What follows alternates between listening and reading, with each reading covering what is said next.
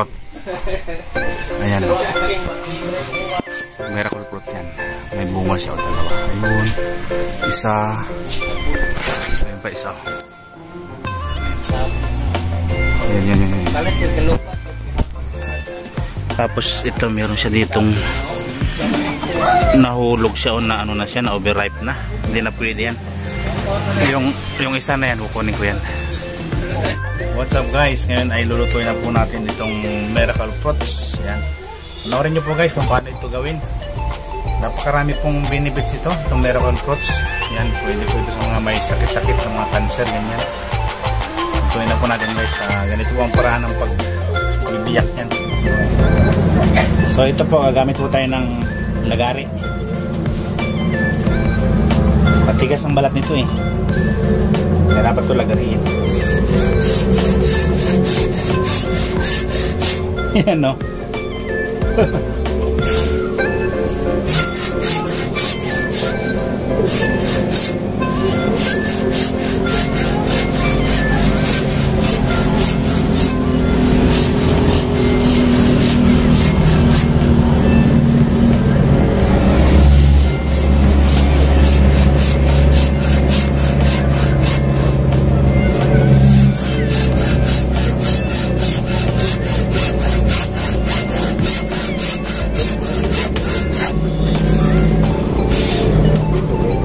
Tigas to eh, kaya nilalagari ito.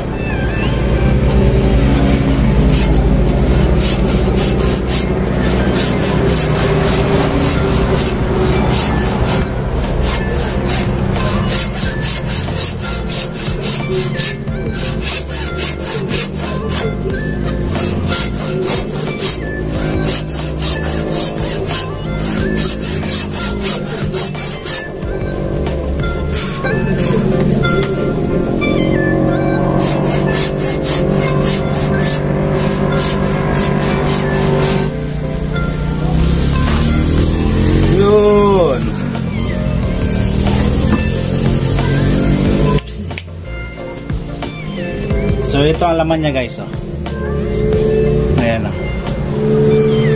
Magulang na siya oh. Kasi yung buto niya ano na oh.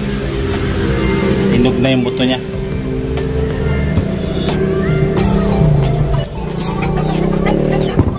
So ang next step nito guys, yan. Atin siyang kukuhain ng kutsara. Yan oh. Parang ano lang siya, parang buko.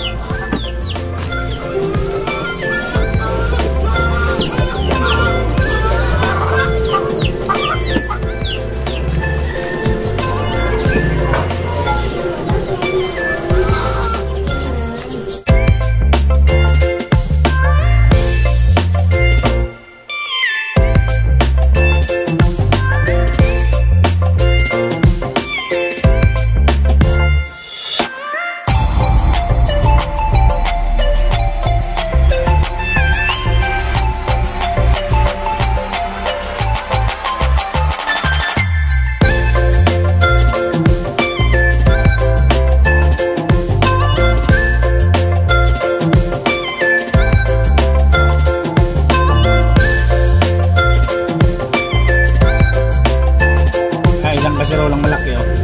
Isang piraso lang. Ang dami. So ito na siya guys oh.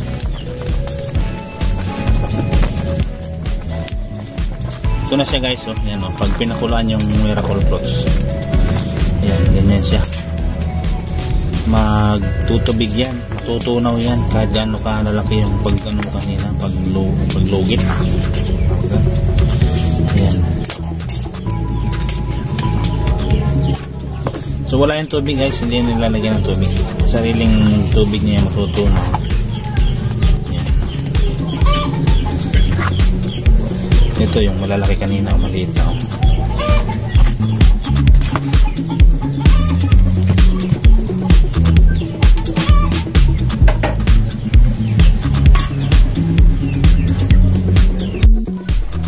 So ito na siya guys, yung ating pinakulo na ano, miracle fruit. Ang gagawin natin dito, sasalain natin siya, kukunin natin yung katas niya.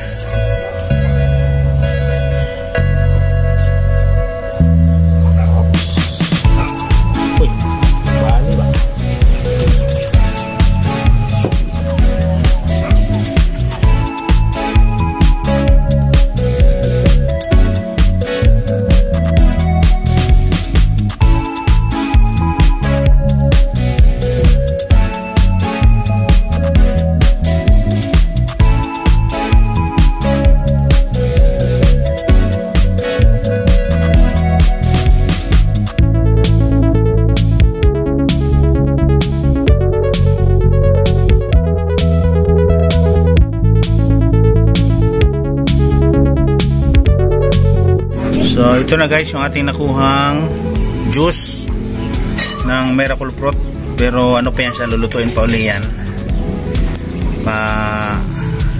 Yung ano niyan, i-reduce natin yung ano niya, yung yan talagang parang juice natin talaga.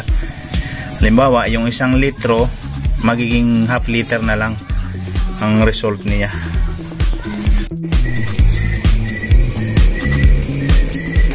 So ito na yung ating sinala guys. Ayan, salain ulit natin para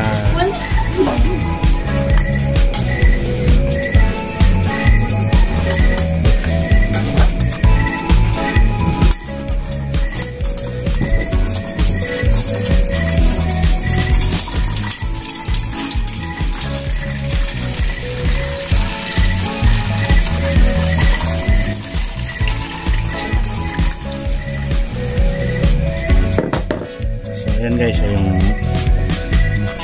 meron pa siyang mga pino-pino kaya sinala ulit natin sa pinong salaan.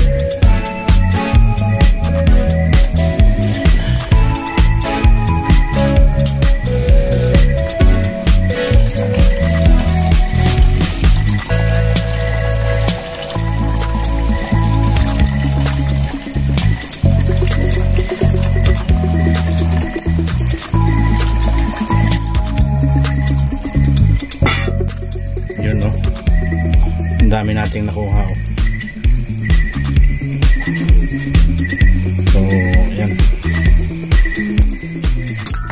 So ayan, ganyan sa karami guys. So, ano to, kalahati ng kasirola na malaki. So dapat siya guhit para guhit. So dapat siya mas mababa pa dyan sa guhit ang matira mamaya habang pinakuluan natin. Let's go. So ito na guys yung natira sa ating pinakuluan na ano no, yung katas ng miracle fruits. Yan no, konti na lang siya, kalahati na lang. Kagabi dito yan no, yung guhit na ito dito yan. Oh, tapos ngayon nandiyan na siya baba no. Yan, tama na yan siya na ano na anong tawag doon. Yan ang result niya na tamang-tama lang, saktong-sakto yan. So ililipat na natin to sa mga malilinis na botelya para ilagay natin sa ref, palamigin at masarap to inumin.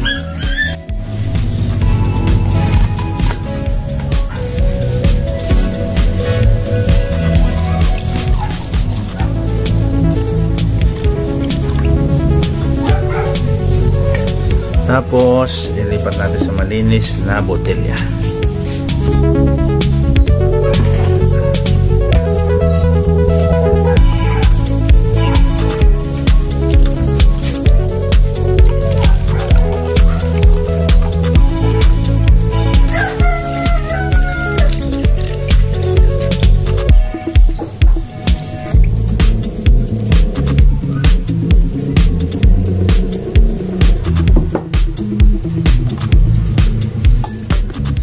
Para siyang coke.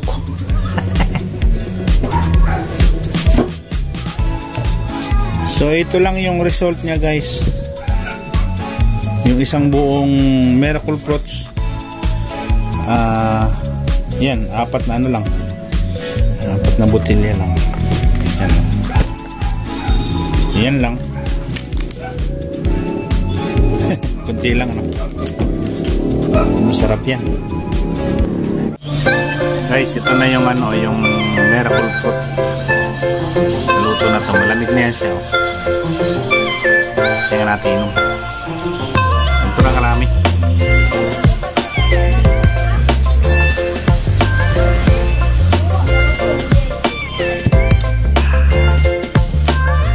Sarap. Guys, lalo na kung lalagyan mo ito ng dugos. Haluan mo ng dugos, yung pulot. Haluan mo ito siya. Napakasarap. So ito siya, wala itong halo. Talagang pure ito na miracle fruits.